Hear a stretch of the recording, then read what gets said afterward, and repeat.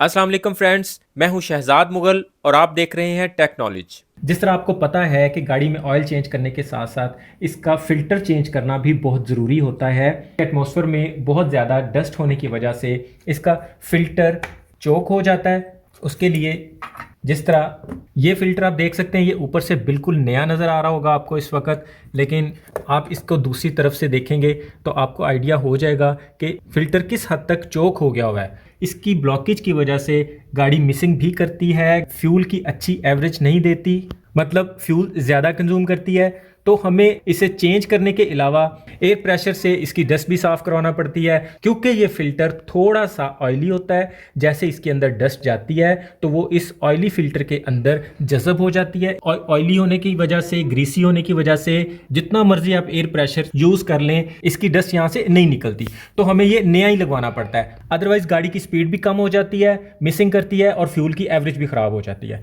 तो आज हम सिर्फ और सिर्फ 5 रुपए के एवज एक ऐसा काम करेंगे जिसकी वजह से हमें एक दफ़ा सिर्फ नया फ़िल्टर लगाना है, उसके बाद हमें साल फ़िल्टर को चेंज करने की बिल्कुल भी कोई ज़रूरत नहीं पड़ेगी। इस दौरान आप अपनी मर्ज़ी से इसे एयर प्रेशर से साफ़ करवा सकते हैं, अदरवाइज़ उसकी भी ज़रूरत नहीं होगी। तो इसके लिए फ्रेंड्स, हम किसी भी कंपनी का गाड़ी के हिसाब से नया एयर फ़िल्टर ले लेंगे और सोफ़ा मार्केट से या गाड़ियों की शॉप से भी आपको ये नमदा मिल जाएगा। गाड़ियों में ये गाड़ी को साउंड प्रूफ करने के लिए गाड़ी के बोनट के नीचे लगता है और नॉर्मली ये सोफ़ों में इस्तेमाल किया जाता है। जब हम इसे एक फ़िल्टर जितना काटेंगे तो वो हमें अप्रॉक्सीमेटली 5 रुपए में पड़ेगा। हम इसका साइज़ लेके काट लेंगे। ये नमदा मुख्तलिफ किस्म की मोटाइयों में मिल जाएगा। ये हमें कम से कम मोटाई वाला लेना है। ये आधी इंच मोटाई वाला है। इसमें हमें 4-5 इंच तक भी मिल जाता है। फ़िल्टर के अंदर वाली साइड होती है, उस साइड पे हम इसे लगाएंगे। अब इसे लगाने का तरीक़ेकार ये होता है कि इसकी ये चीज़ भी हमें इधर से कवर करना है, इसी तरह इधर से भी और साइडों से भी अटैच कर देंगे। हमने इसे ग्लू गन के साथ अटैच किया है, आप इसे किसी और चीज़ के साथ भी अटैच कर सकते हैं। लाइक इसको इस तरह लगा के बारीक सी तार भी लपेट सकते हैं। इससे भी हमारा फ़िल्टर महफूज रहेगा, बिल्कुल नया रहेगा। हम जितने मर्जी ऑयल चेंज कर लें, हमें फ़िल्टर चेंज करने की अब ज़रूरत नहीं रहेगी। जैसे ही यहाँ से एयर पास होगी, जितनी डस्ट होगी, जितना कचरा होगा, वो इस फ़िल्टर के ऊपर लगा रह जाएगा। हमारा ये एयर फ़िल्टर बिल्कुल महफूज रहेगा।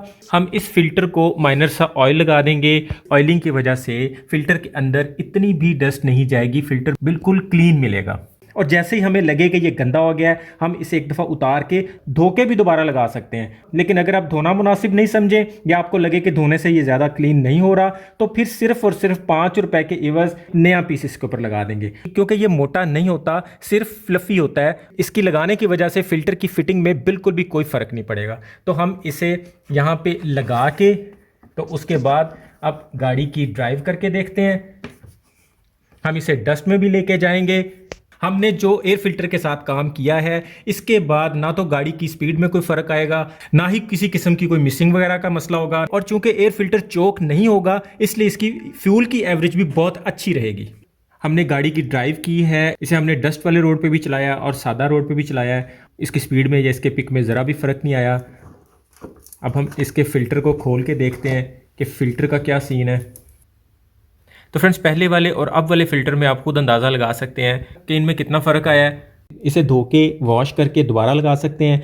अगर हमने इसे ऑयल लगाया होगा और ऑयल की वजह से इसमें डस्ट जम गई होगी, तो फिर हम इसे सोप से भी धो सकते हैं। सोप से धो के हम इसे ड्राई कर लेंगे और ये एक दफ़ा फिर फ़िल्टर के ऊपर लगाने के काबिल हो जाएगा। और फ्रेंड्स, अगर आपको ये नमदा मार्केट से नहीं मिले या अवेलेबल नहीं हो, तो फिर आम तौर पे गाड़ियों में आप ये ब्लाइंडर तो यूज़ करते ही होंगे। आम तौर पे हमारे पास एक्स्ट्रा ब्लाइंडर पड़े होते हैं। हम वो ब्लाइंडर ले लेंगे और उसकी इस जाली को फ़िल्टर के साइज़ का काट लेंगे।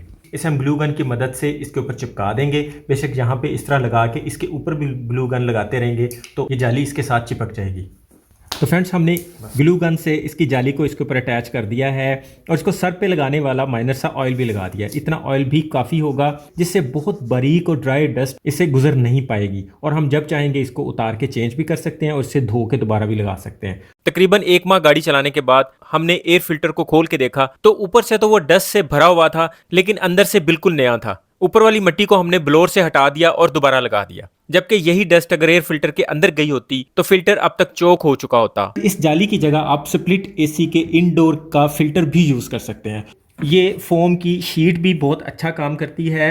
इसमें ये 1 इंच वाली भी मिलती है और ये आधी इंच वाली भी मिलती है। अगर आपको इससे भी कम वाली मिले तो वो ज़्यादा अच्छी है और इस फोम के ऊपर मोबाइल वगैरह लगाने की भी ज़रूरत नहीं पड़ेगी। ये इसी तरह ही बहुत अच्छे से काम करेगा। हमने इसे इसके साइज़ का काट लिया है। इस फोम को इसमें अटैच करने की ज़रूरत नहीं पड़ती, ये एयर फिल्टर के बॉक्स के अंदर खुद ब खुद फिक्स हो जाता है। उम्मीद है आज की वीडियो आपको अच्छी लगी होगी। लाइक और दोस्तों में शेयर ज़रूर कीजिएगा। चैनल को सब्सक्राइब भी कर दीजिएगा। अपना और अपनों का ख्याल रखिएगा। बहुत बहुत शुक्रिया। अल्लाह हाफ़िज़।